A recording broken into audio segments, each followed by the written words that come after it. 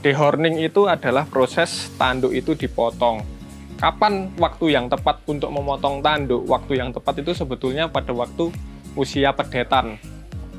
Akan tetapi, karena sapi perah farm sendiri membeli sapi ini dalam kondisi sudah darah bunting, jadinya yang bisa kita lakukan adalah memotong tanduknya di usia yang sudah sekitar 24 bulan atau 2 tahun lebih. Kenapa dipotong tanduknya? Karena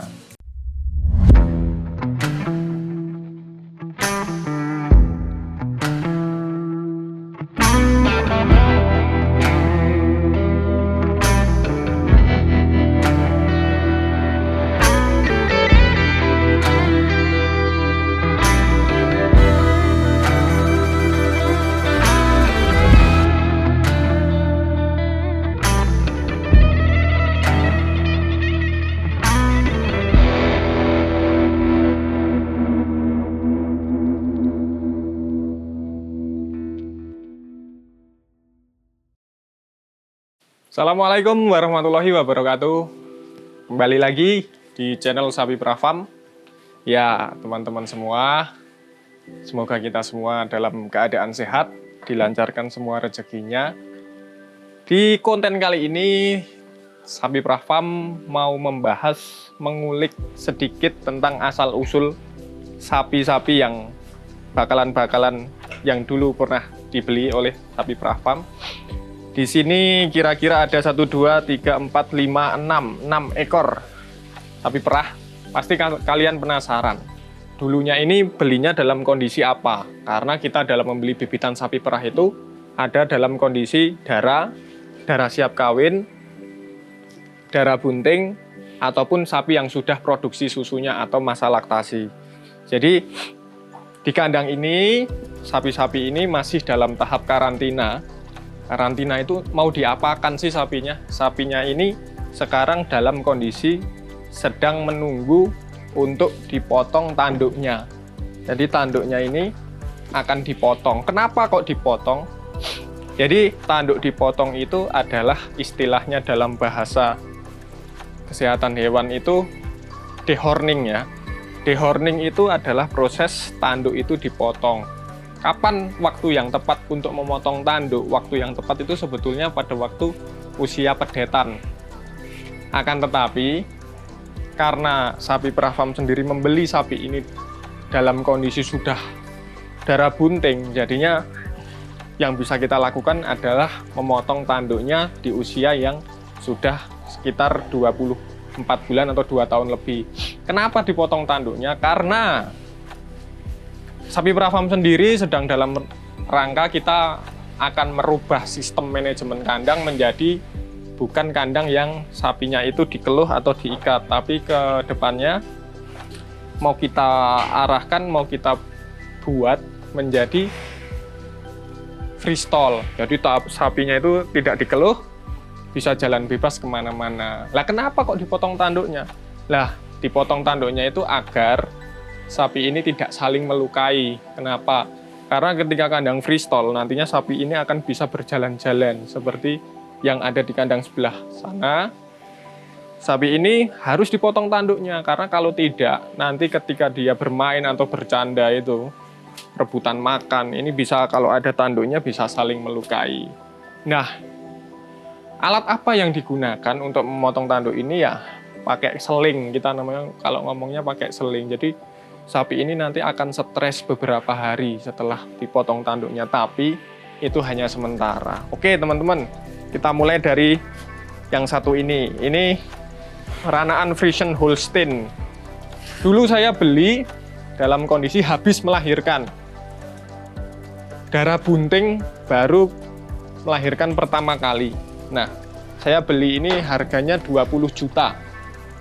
Waktu itu anaknya tidak saya bawa karena pejantan ya anaknya. Jadi sapi ini melahirkan, saya beli dengan harga 20 juta. Sekarang produksinya berapa? Produksinya rata-rata per hari di 3-4 bulan awal ini rata-rata di 20-an liter per hari. Oke, ini harga 20 juta. Lalu di sebelahnya ya, ini kalian pernah lihat di konten-konten kita sebelumnya ini sapi yang sudah pernah jalan-jalan dari Malang, Jawa Timur ke kandang Setia Farm. Ini dikasih nama sama Mas Hermawan Setiawati. Dulu saya dapat si Setiawati ini harganya 23 juta. Produksinya sekitar 23 liter, 22 liter per hari.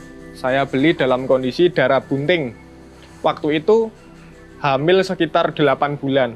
Selang 1 bulan lebih berapa hari, sapi ini melahirkan. Alhamdulillahnya, anaknya ini perempuan. Jadi anaknya juga kita besarkan di sini. Nih, yang di sebelah sini nih. Ini saya beli paling murah. Sapi termurah yang saya beli, yang sapi ini, itu harganya 18 juta.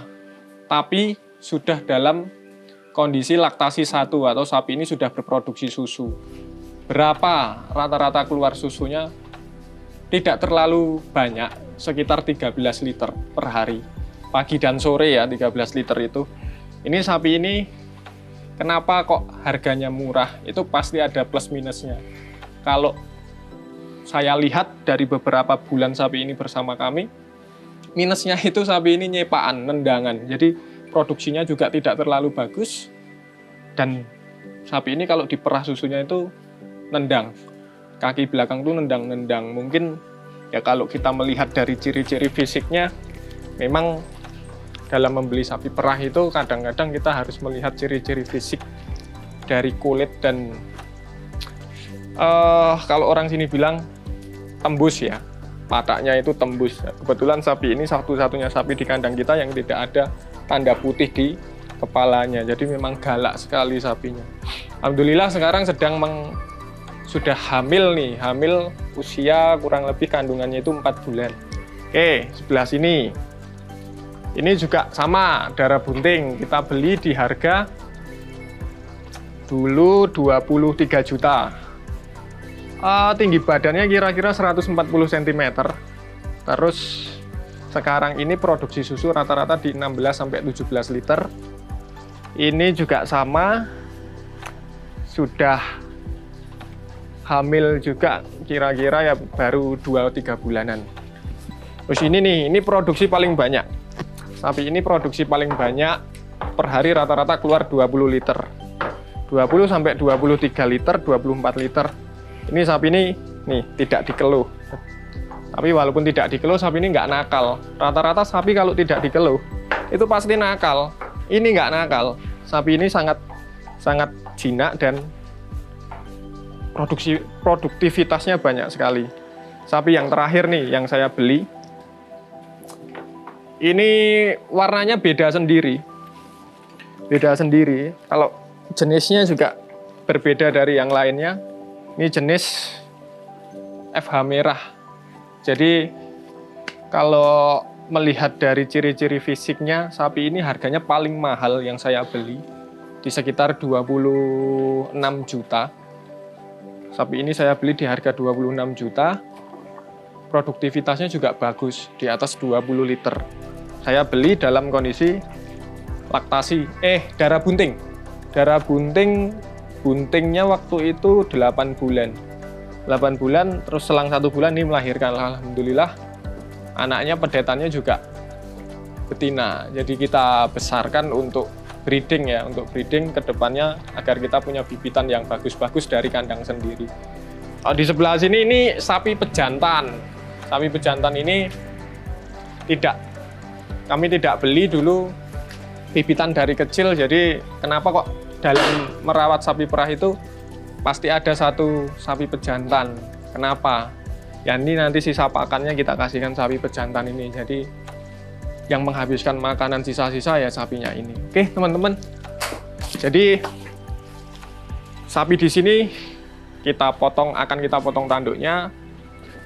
Jadi kedepannya nanti sapi itu akan menjadi seperti ini.